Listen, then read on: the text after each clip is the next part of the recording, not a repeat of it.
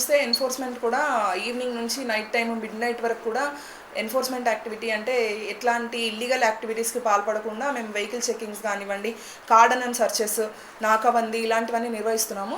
ఈ ఈ ఇలాంటి యాక్టివిటీస్ చేసేటప్పుడు కూడా మాకు గనక అంటే వెపన్స్ లేకపోతే వేరే వ్యక్తిని ఇతరులని హానిపరిచే వస్తువులు కర్రలు అయి ఉండొచ్చు, ఇలాంటివి ఏమైనా దొరికినా దాని రిలేటెడ్ కత్తులు కనుక క్యారీ చేస్తే వాళ్ళపైన ఆర్మ్స్ యాక్ట్ అనేది విధించడం జరుగుతుంది.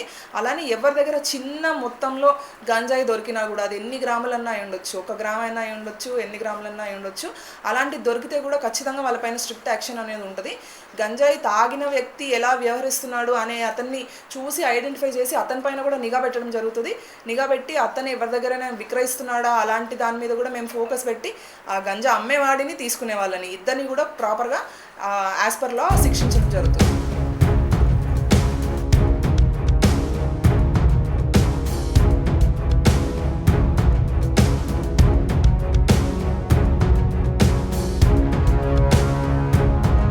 మరిన్ని అప్డేట్స్ కోసం మన HN9 టీవీ ఛానల్ని సబ్స్క్రైబ్ చేసుకోండి.